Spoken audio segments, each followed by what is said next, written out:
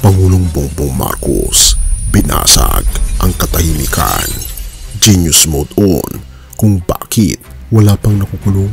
Diyos ko, akala mo ba yung presidente natin nagtatrabaho? Hindi nagtatanong yan at all. As you can see, parang ano lang tayo ng kasweta.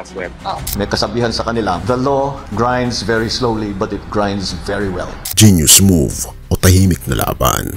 Tahimik pero hindi ibig sabihin walang ginagawa. Diyos ko, akala mo ba yung presidente natin nagtatrabaho? Hindi nagtatanong yan at all. He swear to the flag. Kaya napansin nyo ba, walang direksyon yung governance, walang direksyon yung iba't ibang departamento. Bakit? He doesn't command, he doesn't ask. Akala nyo ba yung ginawa ko sa DepEd, galing yun kay Bibi? Hindi, akin yun, lahat. Seryoso lang talaga ang presidente. Tapos na yan, isang araw lang, matutulog niya lahat na may kagagawa ng korupsyon sa budget. Pero, well, as you can see, parang ano lang tayo ng kasweta.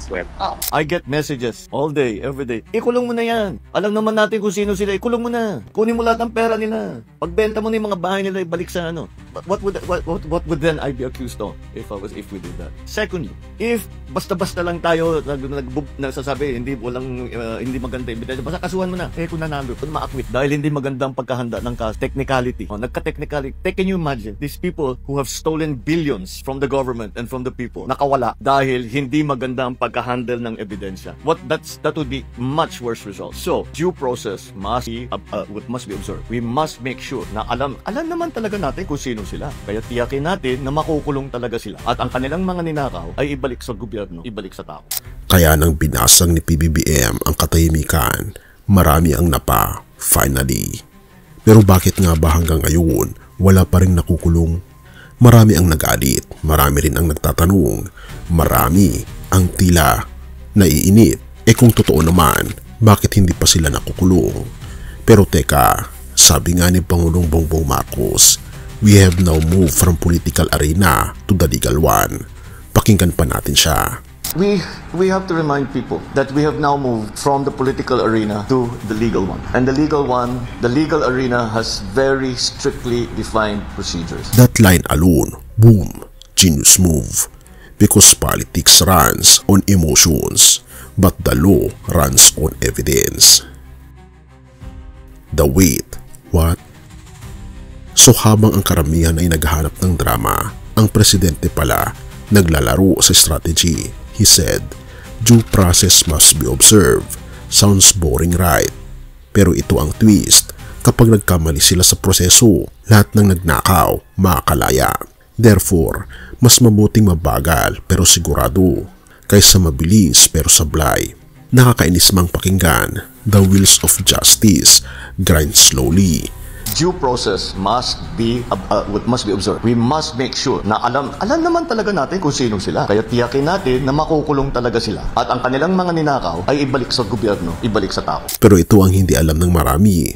Kapag minadali, double jeopardy ang katapat. Isang maling move, tapos na ang laban. Pero kung gagawin ng tama, isang bagsak, lahat babagsak. But just be yung nagmamadali, yung hindi maaari yan. Hindi delikado tayo. Kaya natin sabihin ko sa pulis, dakipin nyo na yan. Basta ikulong nyo, bahala na. Anong mangyayari doon? Sira yung kaso natin and you cannot charge them again. There is that principle of double jeopardy in the law. So, it's what is more important that we just file cases. Basta sige lang. Remember, nobody has gone to court yet. There's no conviction yan. And the court, marami pang, what is the process? Pagka binigyan yung may complainant sa ombudsman, sa DOJ, may preliminary investigation pa. Magbubuo ng investigasyon. Kailangan matibay-tibay yung ebidensya. Kasi kung hindi matibay yung ebidensya, makakawala yung ma-acquit yun. Kaya tiyakin natin na matibay yung ebidensya. Hindi madaling gawin yun. Kaya ito ang pag-a-activate ng genius na utak ng ating Pangulo. Habang ang ilan nag-aabang ng pa-epal statement, si PBBM, kalmado, hindi dahil walang alam, pero he knows exactly what he's doing.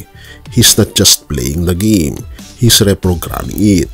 Therefore, hindi ito tahimik na liderato, ito ang tinatawag na legal warfare in stealth mode. Kaya pala sabi niya, do you want it done quickly or done right? So, do you want to get it done quickly or do you want to get it done right? That's the choice that we have. So, I understand the frustration because we do have a very good idea about who these people are. But you have to take them to court. You have to present evidence. They have to be convicted. And as I'm sure anyone who has been involved in any kind of legal proceeding, we are all very frustrated, especially non-lawyers, are very frustrated by how long it takes. Ang sagot naman ng mga abogado sa atin is that may kasabihan sa kanila, the law grinds very slowly but it grinds very well. Cause once it's done right, no one escapes.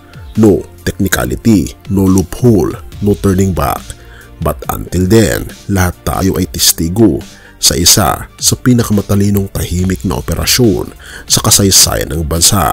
So ngayon, kapag may magtanong muli, bakit wala pang nakukulong? Sabihin mo lang, tahimik ngayon. But the silence is the sound of precision. And when the hammer of justice drops, it won't miss. Ang ating Pangulo ay hindi passive, pero siya ay precise. Hindi sa inaction, pero ito ang tinatawag na intelligent patience. The silence, that's the setup before the strike. Have mercy, O God, at purihin ang ating Panginoong Diyos. At kung iniisip mo na parang ang bagal ng hustisya sa mundo, tama ka, minsan nga parang wala. Pero may isang uri ng hustisya na hindi kailanman nagkakamali. Ito ang hustisya ng ating Panginoong Diyos. Sa Gawa 17 verse 31 nakasulat, sapagkat itinalaganan ng Diyos ang araw kung kailan niya hahatulan ang sanlibutan ayon sa katwiran sa pamamagitan ng taong kanyang itinalaga at pinatunayan niya ito sa lahat sa pamamagitan ng pagkabuhay ni Jesus mula sa mga patay. Kaibigan, kung may katiwalian sa mundo, may katarungan sa langit. Kung may mga taong tumatakas sa batas, walang makakatakas sa mata ng ating Panginoon Diyos. Kaya sa halip na takot, binibigyan tayo ng ating Panginoon Jesus ng pag-asa dahil siya ang katarungan na may kasamang grasya. Siya ang pag-ibig na nagbayad para sa ating kasalanan. Kaya kung sa tingin mo parang walang pag-asa ang sistema, lumapit ka sa ating Panginoon Jesus dahil sa Kanya, ang hatol ay napalitan ng kaligtasan, ang galit ng grasya at ang hiya ng habag at pag-ibig. Hindi mo kailangan maging perpekto, kailangan mo lang sumuko sa Kanya dahil siya mismo ang nagsabing, lumapit kayo sa akin, kayong napapagal at nabibigatan at bibigyan ko kayo ng kapahingahan. Matthew 11 verse 28. Purihin ang ating Panginoon Diyos at tayo manalangin. Ama naming Diyos na makapangyarihan sa lahat na nasa langit, salamat po sa paalala na ang tunay na hustisya ay nasa iyo. Turuan niyo po kaming magtiwala sa inyong tamang oras kahit tila mabagal ang hustisya ng tao. Patawarin po kami sa aming mga kasalanan. Linisin niyo po kami sa pamamagitan ng dugo ng aming Panginoon Kristo at tulungan niyo po kaming mamuhay sa katotohanan, sa pag-ibig at sa awa.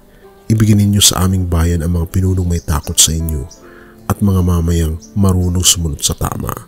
Lahat ng ito ay tinataas namin sa inyo, O aming Panginoon Diyos, at salamat po sa pagdinig ng aming mga panalangin at patnubayan niyo po kami at patawarin po kami sa lahat ng aming mga pagkukulang at pagkakasala at salamat po sa pagdinig ng aming mga panalangin sapagkat ito po ang aming samot hiling sa matamis na pangalan ng aming Panginoon Jesus. Amen.